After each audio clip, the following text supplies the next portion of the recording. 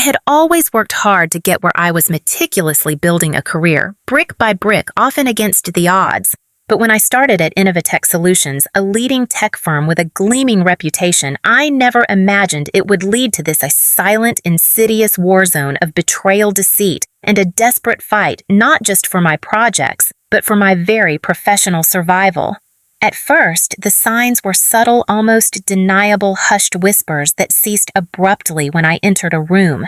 Crucial emails mysteriously lost in transit, quiet sabotage that made my meticulously planned projects falter at critical junctures. But when I finally pieced together the undeniable truth, when I realized what certain colleagues spearheaded by the deceptively charming senior executive Jennifer Albright were truly doing, systematically undermining my efforts, stealing my ideas, and positioning themselves to usurp any opportunity for my advancement, it ignited a cold, controlled fury within me. I wasn't going to back down. I wouldn't be their stepping stone. No one was going to dismantle the career I had poured my blood, sweat, and countless sleepless nights into building. And by the time this was over, I vowed I would be the one sitting at the top, having earned it through merit and resilience, while they faced the undeniable public consequences of their own treacherous actions. My name is Martha Carter. Life hadn't always been easy. After a difficult divorce years ago, a split that left me emotionally bruised but fiercely determined, I had channeled all my energy into two things: raising my wonderful son Noah and forging a successful career in the competitive tech industry. I didn't have the luxury of family connections or a financial safety net. Every promotion, every challenging project awarded, every rung climbed on the corporate ladder had been earned through sheer grit, relentless dedication, and an unwavering belief in my own abilities. When I landed the position of Senior Project Manager at Innovatech Solutions, it felt like my big break, the culmination of years of striving. The company's sleek modern offices buzzed with an energy that promised innovation and opportunity. The initial onboarding was smooth. The work culture seemed refreshingly supportive, and my new colleagues were at first outwardly friendly and welcoming. They praised my initial contributions, my fresh perspectives, my ability to quickly grasp complex systems. For a few blissful months, I thought I had finally found my professional home, a place where my skills would be valued and my ambition nurtured. But then, almost imperceptibly at first, the atmosphere began to change. The subtle undercurrents of office politics, which I had initially dismissed as typical corporate dynamics, started to feel more personal, more targeted. It began with small, almost trivial things. A well-researched idea I'd casually mentioned in a team meeting would be presented a week later by another colleague, slightly rephrased as their own brilliant insight. An opportunity to lead a promising new initiative, one that perfectly matched my skill set and which I had actively expressed interest in, would be quietly reassigned to someone else at the last minute with no clear explanation.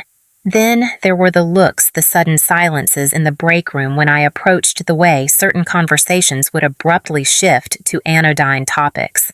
I tried to brush it off, telling myself I was being overly sensitive, that I was new and still needed to prove myself to earn my place in the established hierarchy.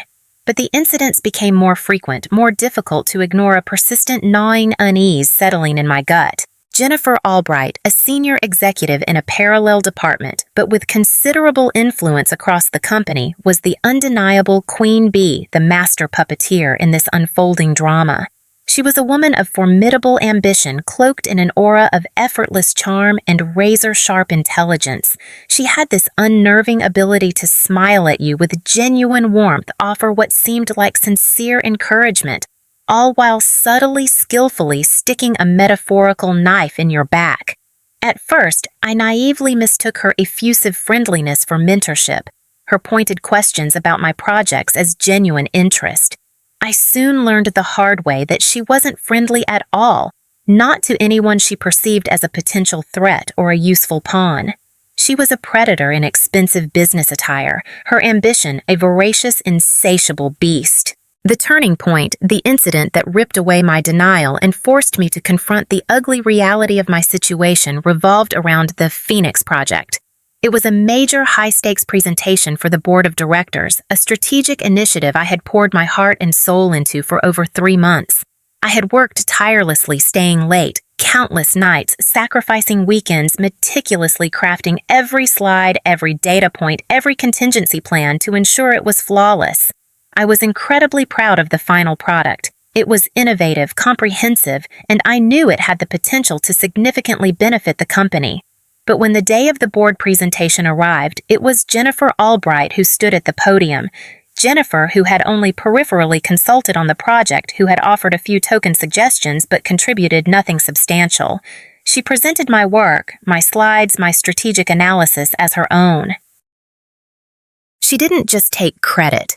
She actively, brazenly erased my contribution, referring to my team's hard work in a way that positioned me, if I was acknowledged at all in her narrative, as merely an assistant who had helped her compile her vision.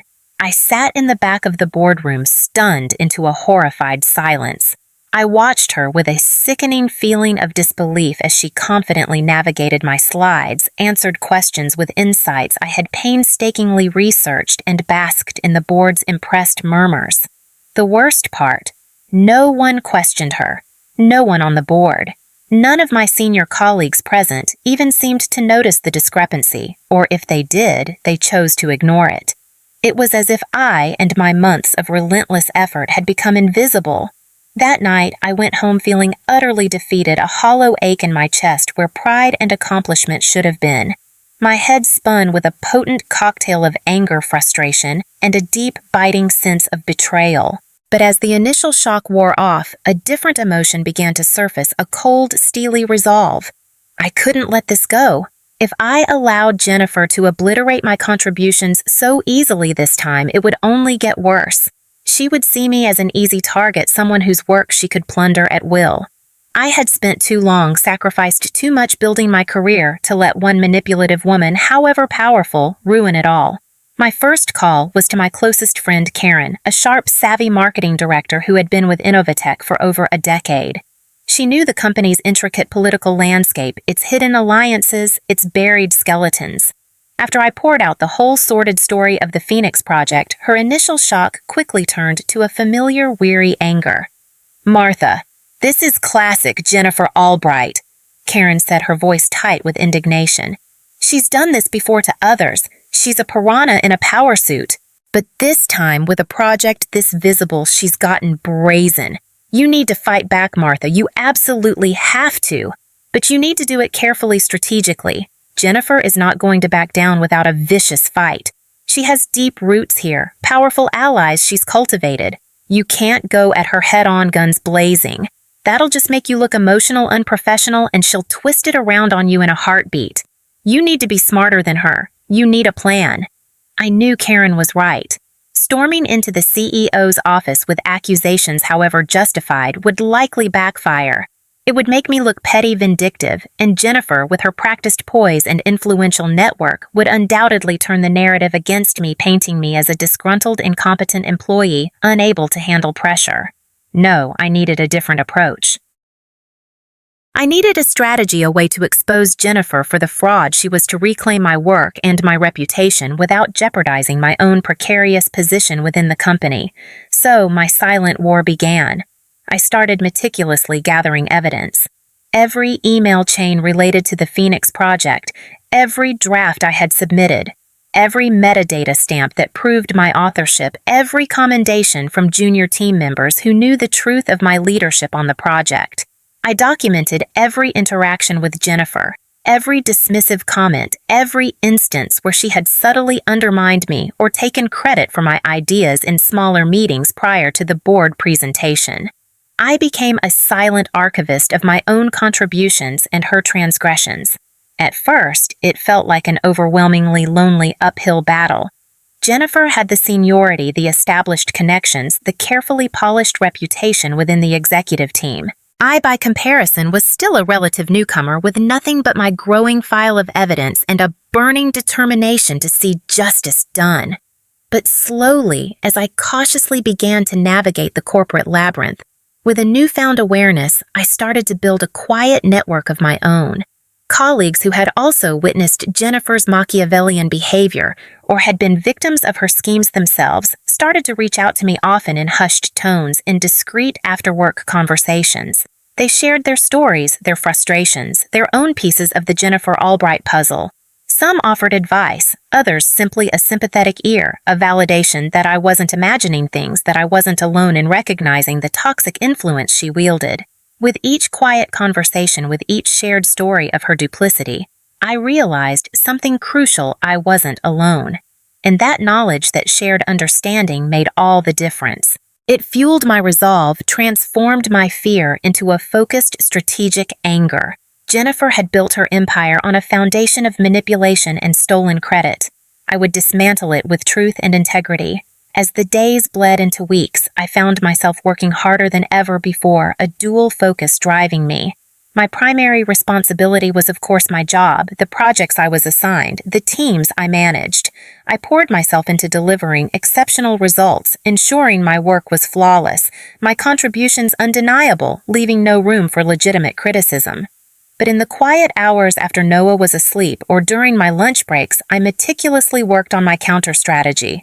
Jennifer Albright may have had the established upper hand in the intricate game of office politics, but I possessed something she clearly lacked: genuine integrity, a growing network of quiet supporters, and a meticulously crafted plan. I started by subtly, strategically increasing my visibility with key people in positions of real power, individuals who were known for their fairness and their focus on results rather than just rhetoric. I didn't want to burn bridges or be perceived as overtly challenging Jennifer's authority, not yet.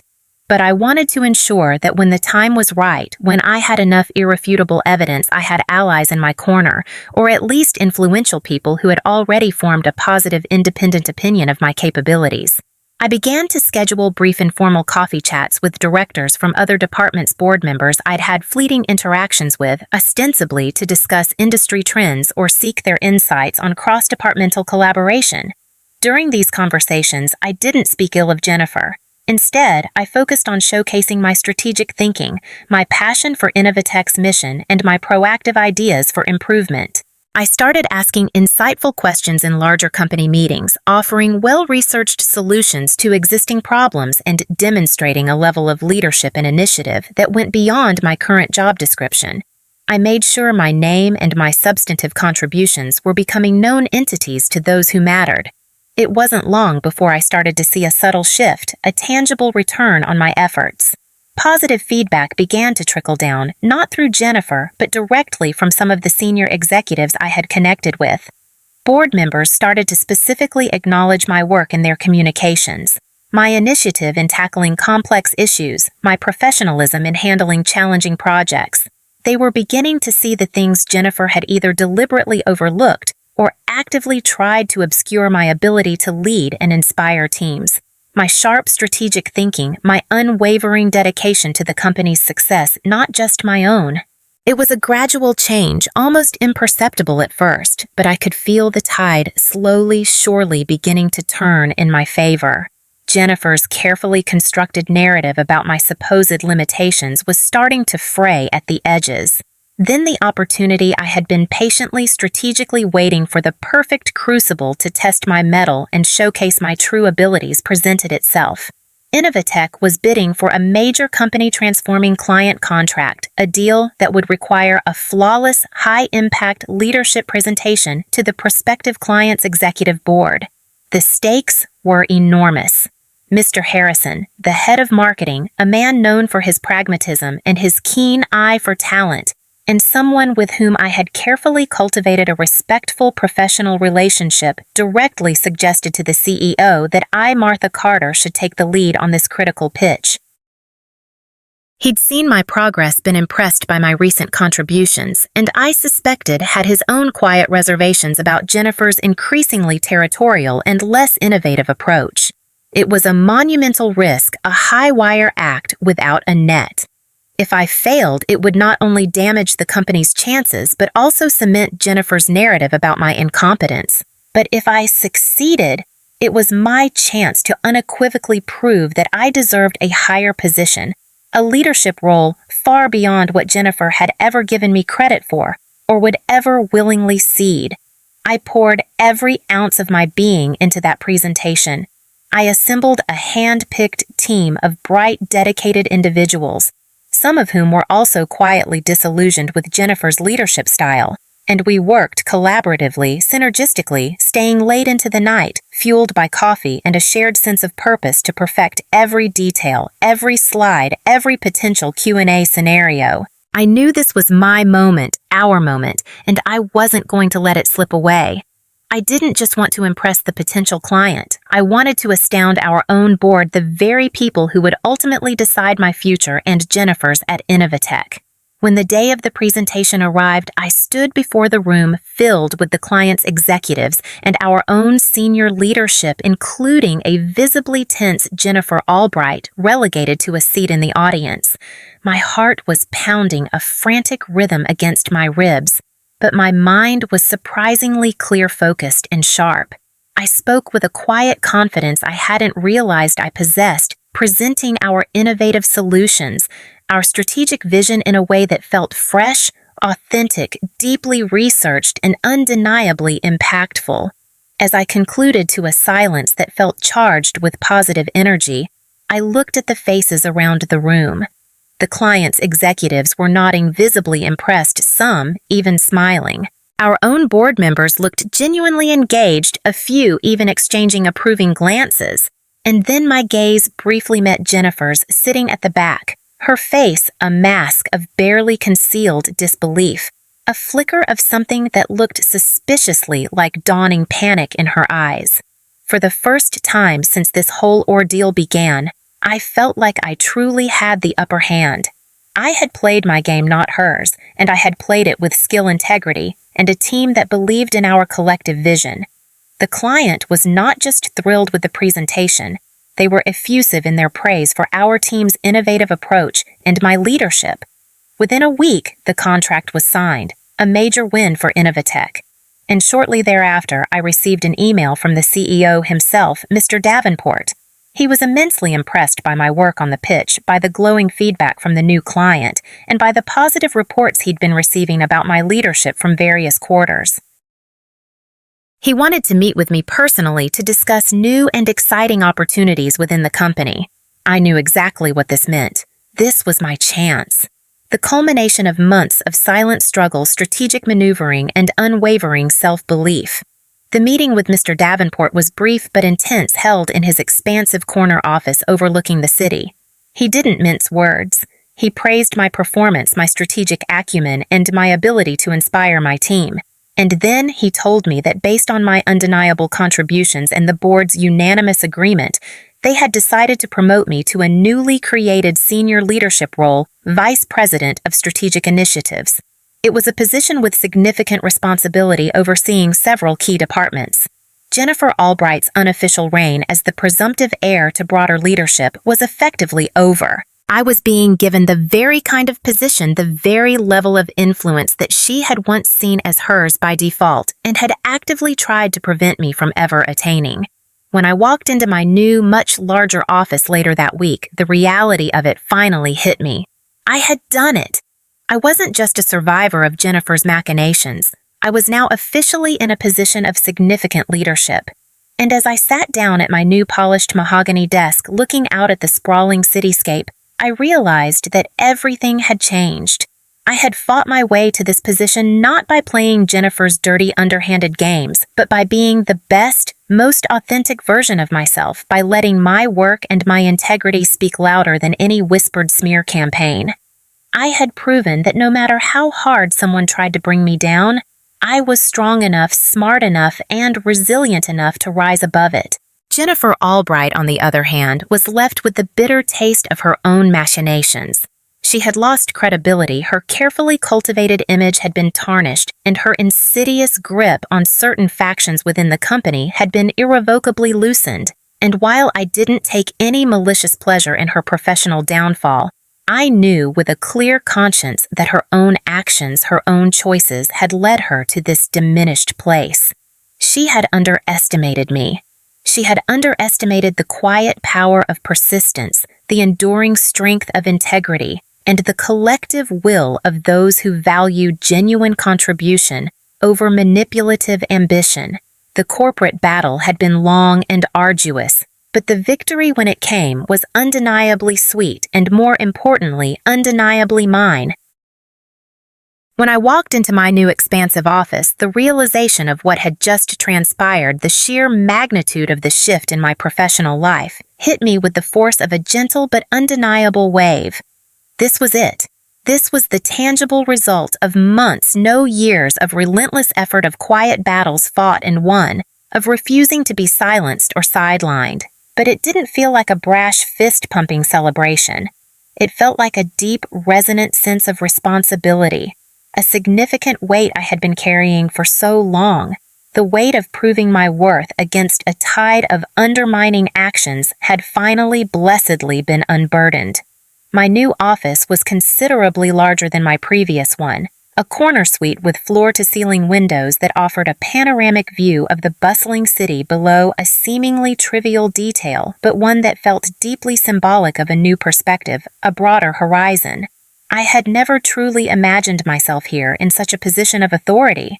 Throughout my career, I had often worked in the shadows, preferring to let my work, the quality of my projects, the success of my teams speak for itself. I had always hoped quietly that one day my dedication and talent would get noticed, truly noticed. And now, not only had I been noticed, I had been elevated to a position of significant power and influence within Innovatech. I took a long, slow, deep breath and looked around the impeccably appointed office. The large, polished mahogany desk, sleek and grand, seemed to reflect the person I had strived to become, and perhaps finally was someone who had earned every single accolade, every promotion, every square inch of their success, through unwavering hard work and an unshakable moral compass. The very first thing I did as the new Vice President of Strategic Initiatives was call a meeting of all the department heads who would now report to me, including, pointedly, Jennifer Albright's former department. I needed to make it clear from day one, not just through title, but through action and demeanor, who was now in charge. This wasn't about flexing newfound power or settling old scores. It was about setting a new tone, a new standard for leadership and collaboration within the company. I wanted them to see that despite everything Jennifer and her coterie had done to undermine me, I wasn't there to simply take control through fiat. I was there to lead, to inspire, to foster a culture of respect and shared success. When the team of department heads gathered in the main conference room, an air of nervous anticipation hung in the room. I stood before them not with arrogance or a conqueror's swagger, but with a quiet, unshakable confidence that radiated from within. "Good morning, everyone," I began, my voice steady, calm, and clear. "I know there's been a lot of change around here in the past few weeks, and change can often bring uncertainty. But I want to assure you that one thing that will never change is my unwavering commitment to this team, to this company, and to the success of each and every one of you." I paused, letting my gaze travel around the room, meeting each person's eyes directly, including Jennifer's, who sat stiffly at the far end of the table, her expression unreadable, but her discomfort palpable. We are here to work, to innovate, to grow, and most importantly, to succeed together. I've always believed in doing the right thing, in treating colleagues with respect, in fostering an environment where good ideas can flourish no matter where they come from. And I expect that same commitment from all of you. I continued outlining my vision for our collective departments, emphasizing collaboration, transparency, and a merit-based approach to advancement. I'm here because I believe passionately in the potential of Innovatech, and I believe wholeheartedly in the talent and dedication of the people within these walls. We will rise together. We will achieve great things. And I expect each of you to bring your best, your most innovative thinking, your most collaborative spirit, just as I will bring mine every single day. The room was silent for a moment after I finished, a silence that felt evaluative rather than hostile. But then slowly, one by one, people started nodding. I could see a flicker of something new in their eyes. Not just apprehension, but perhaps a cautious respect, a willingness to engage. And that subtle shift gave me the strength of the renewed conviction to keep going, to lead them forward. What happened next over the ensuing weeks and months was something I had not entirely expected, though perhaps hoped for. The very people who had once subtly undermined me, the ones who had quietly participated in Jennifer's campaign of sabotage or had simply stood by and allowed it to happen, began to visibly shift their attitude. It wasn't an immediate dramatic Damascus Road conversion. It was a slow, gradual thaw. People began to approach me with genuine project concerns, seeking my advice, my input. They started to share their innovative ideas with me directly without fear of them being dismissed or worse, stolen. Most importantly, they began to truly collaborate to work with me and with each other in a way that hadn't been possible under the previous, more divisive atmosphere. The culture was slowly but surely beginning to change. Jennifer Albright, however, did not take her effective demotion and my ascension lying down. It wasn't in her nature. For a while, she continued to make snide, passive-aggressive remarks in meetings to subtly question my decisions through back channels to try and stir up trouble or sow seeds of doubt amongst her remaining loyalists. But now her efforts felt clumsy, transparent, almost pathetic. Her tactics no longer fazed me. I knew her tricks. I understood her game. She was just a bitter, disenfranchised former power player, and I wasn't going to let her poison the new, healthier environment I was working so hard to cultivate. Her influence was waning rapidly. Then, one late afternoon, about a month into my new role, I was sitting in my office reviewing a complex budget proposal when my ever-efficient assistant Maria came in with a hesitant expression. "Ms. Carter," she said, "Jennifer Albright is here. She'd like to meet with you. She says it's important." I couldn't help but allow myself a small internal smile. Jennifer, after everything that had transpired after her public and private humiliations, still thought she could somehow get through to me, perhaps attempt one last manipulative play. But I wasn't going to waste any more of my precious time or emotional energy on her games. Still, a part of me was curious. I agreed to meet her not because I expected a genuine rapprochement, but because I wanted to see for myself what she had to say, what her next move might be. When I walked into the small neutral meeting room I'd designated, Jennifer was already sitting at the table, her arms crossed tightly over her chest, her face stiff, her posture rigid. She wasn't smiling, not even her usual false saccharine smile. But there was something new in her eyes, something I hadn't seen there before, something that made me pause, a flicker of raw, undisguised fear, mixed with a heavy dose of resignation. "What is it, Jennifer?" I asked, my tone cool, collected, professional. I sat down across from her, maintaining a comfortable but authoritative distance. I wasn't here for drama or for a rehash of past grievances. She took a shaky breath. I wanted to apologize, Martha." She said, her voice surprisingly shaky, a stark contrast to her usual assertive tone. For everything. For the way I treated you. For the Phoenix Project. For all of it. I was wrong. Terribly wrong. I blinked in genuine surprise. This was not what I had expected. Jennifer Albright was not the type to apologize, not sincerely. She was the type to deflect, to deny, to manipulate, to cover her tracks, to make others feel small, to elevate herself. But now here she was, seemingly admitting defeat, offering an apology. I held her gaze for a long moment, searching for any sign of her usual duplicity. "I don't particularly want an apology, Jennifer," I said, finally, my voice firm but not unkind. "Words are easy. What this company needs is for you to understand truly. Understand that your actions, your choices have profound consequences. You tried to destroy my career, my reputation. You fostered a toxic environment. But now I'm here in this position, and your influence has rightly diminished. You've been given, perhaps undeservedly, a second chance within this company, a chance to contribute positively in a different role. Don't make the mistake of thinking that I or this leadership team are the same people we were before, or that we will tolerate that kind of behavior ever again." Jennifer's eyes dropped to the polished surface of the table, and for the first time since I'd known her, I saw a flicker of genuine vulnerability, perhaps even shame in her expression. I understand," she whispered, her voice barely audible. I wanted to try and make things right. Or at least to acknowledge how wrong I was." I studied her for another long, contemplative moment. Then I said, my voice softening almost imperceptibly, "You can start by showing it through your work, Jennifer, through your actions. not just by saying the words, but by proving every single day that you are committed to the company's success, to ethical conduct, and to being a collaborative member of this team. The choice, as always, is yours. The months that followed were transformative not just for me personally, but for Innovatech as a whole. I led with the integrity, transparency, and vision that I had always believed in, focusing on improving departmental performance, fostering cross-functional collaboration, and creating a company culture built on trust, respect, and genuine accountability. Jennifer, to my surprise and perhaps to her own, actually began to contribute in a more constructive, less self-serving manner in her new, less prominent role. She struggled undoubtedly. Her reputation had been significantly tainted, and the team members she had once intimidated or manipulated no longer trusted her implicitly as they once might have. But she was still there and perhaps learning.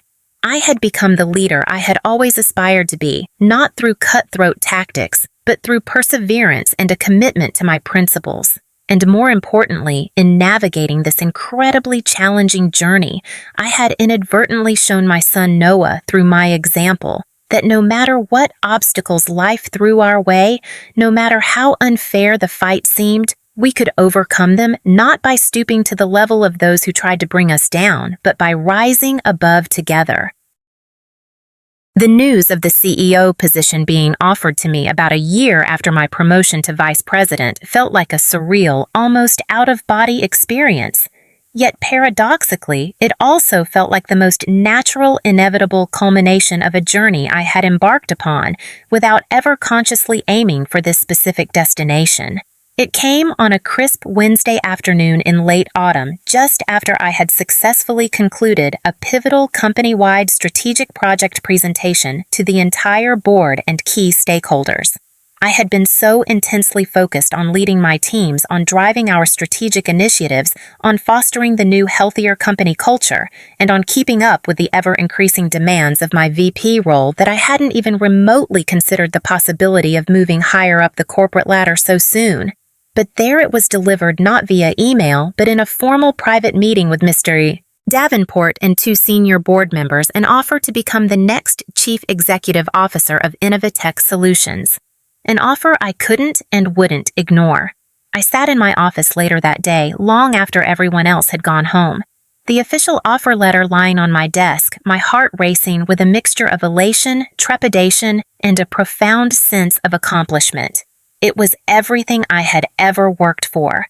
Every sacrifice I had made, every late night, every difficult decision, every moment of self-doubt I had pushed through. But with the immense weight of the offer came an undeniable, electrifying truth. This was my moment. I had worked harder, smarter, and with more integrity than anyone else they might have considered. I had fought tooth and nail through layers of office politics and personal sabotage to get here. And now it was time for me to take the reins to truly lead. But as I sat there staring out at the glittering city lights, a familiar pang of old doubt, a ghostly echo of past insecurities tried to surface. Jennifer Albright. She had always been the one who carried herself with an air of unshakable entitlement, who saw herself as destined for the top, who had never truly seen me as a credible threat until I had systematically and ethically dismantled her power base. And now, as I sat in this very office on the cusp of accepting this incredible power and responsibility, I realized with a touch of irony that her relentless attempts to take me down, to discredit me, had only served to highlight my strengths, to temper my resolve, and ultimately to propel me forward far beyond where she could ever reach. I picked up the offer letter again, rereading the carefully worded phrases detailing the board's confidence in my leadership, their vision for my tenure. The position was mine if I accepted it. I had made it. The single mother who had started at Innovatech full of hope but had quickly faced a barrage of professional hostility, the woman who had so often been underestimated, who had been overlooked and actively sabotaged, was now being handed the keys to the entire kingdom. But there was still one final internal hurdle I hadn't fully cleared: whether my primary motivation in accepting this monumental offer was to step into the role and truly shape the future of Innovatech for the better, or if some small, unacknowledged part of me was driven by the desire to leave it all behind at this pinnacle, knowing that I had already achieved the very thing I truly wanted. Not the title itself, but the undeniable, hard-won respect of my peers, my superiors, and most importantly, myself. The next morning, I walked into the Innovatech offices with a renewed sense of clarity and an unshakable purpose. The familiar morning buzz of the team's arriving, of coffee brewing, of keyboards already clattering, felt different today, charged with a new potential. As I sat at my VP desk making my calls, responding to urgent emails, I glanced across the floor towards Jennifer's much smaller, more modest office space. She hadn't changed fundamentally. Her ingrained smug demeanor still lingered a brittle shield against her diminished status.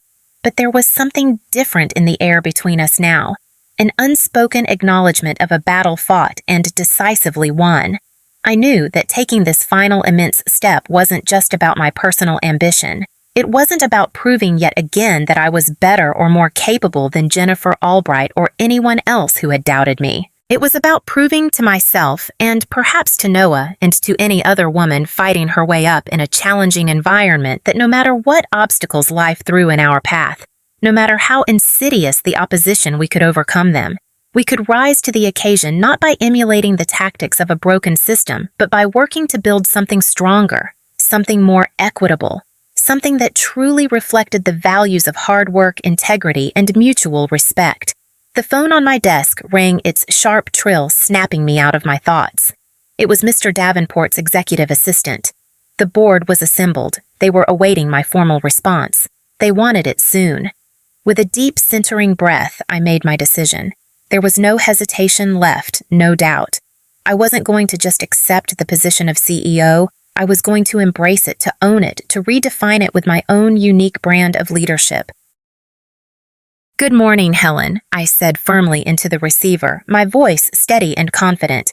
"Please inform Mr. Davenport and the board that I formally and enthusiastically accept their offer. I am honored and I am ready."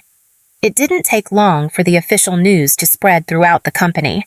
Within hours, Innovatech was buzzing with a mixture of surprise, excitement, and for some, perhaps a touch of apprehension.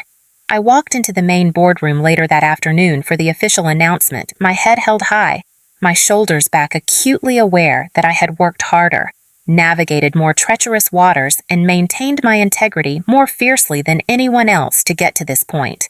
And when I finally formally sat down in the CEO's chair, the chair that had once seemed an impossible distant dream, I couldn't help but reflect for a fleeting moment on all the obstacles I had overcome, the endless late nights fueled by lukewarm coffee, the soul-crushing moments of self-doubt, the insidious sabotage, the public humiliations, the quiet, lonely battles fought in the shadows. I had done it. I had won. But this victory wasn't just for me. It was in a very real sense for all the women who had been overlooked, underestimated, and silenced in their careers. It was for every single person, man or woman, who had ever fought their way through adversity, who had faced seemingly insurmountable obstacles and refused to back down, refused to compromise their core values.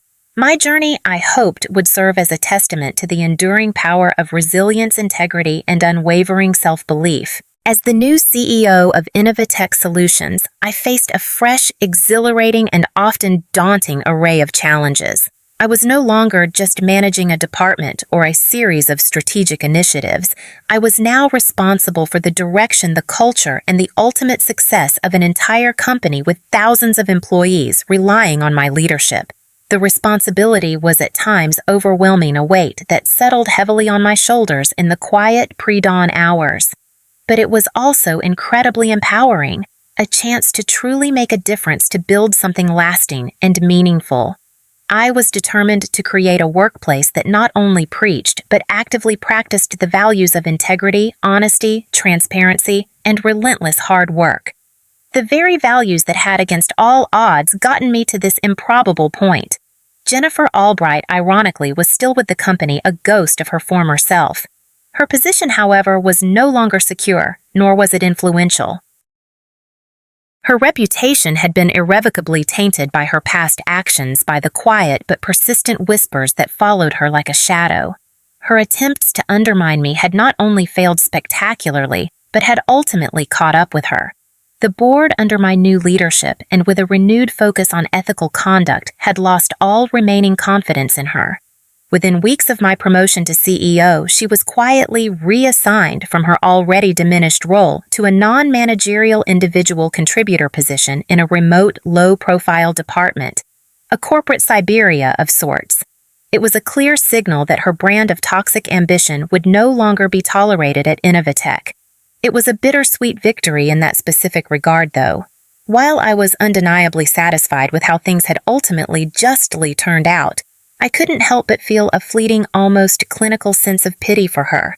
She had possessed talent, ambition, intelligence. She had had the chance to be part of something truly great to contribute meaningfully. But her own insatiable ambition, her pathological need to diminish others to elevate herself, her deeply ingrained manipulative tendencies had inexorably led to her professional downfall. She had chosen her path. The positive change within Innovatech didn't happen overnight, of course. A company's culture is like a massive ship. It takes time and consistent effort to alter its course. It wasn't going to transform completely with just one promotion, even to the CEO level.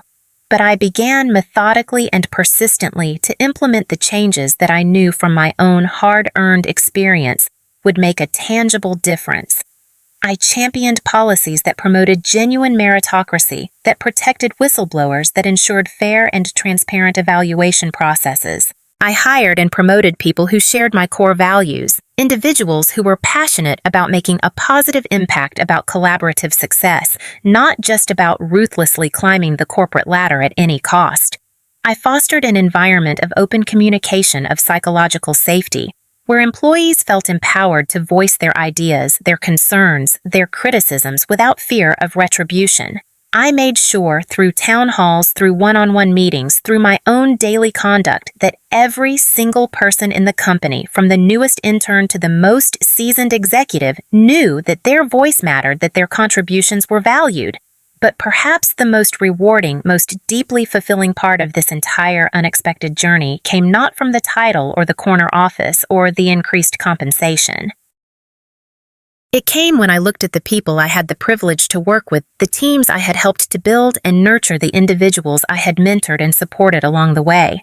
It wasn't just about my personal promotion anymore. It wasn't about the power or the prestige. It was about witnessing the people around me grow, succeed, and thrive in an environment that now encouraged their best selves, an environment free from the kind of toxic sabotage I had endured. I remember one of the first company-wide meetings I held as CEO, an all-hands gathering in the main auditorium. As I looked out at the sea of faces, at the hundreds of employees looking towards me with a mixture of curiosity and cautious optimism, I saw something I hadn't seen in such abundance before at Innovatech, a genuine sense of excitement, a palpable feeling that people felt valued, heard, and empowered. They were ready to move forward, to embrace change, to take on new challenges, not with fear, but with enthusiasm. And in that powerful, humbling moment, I realized that my long, arduous fight hadn't just been about my own survival, my own ambition. It had been about something much bigger.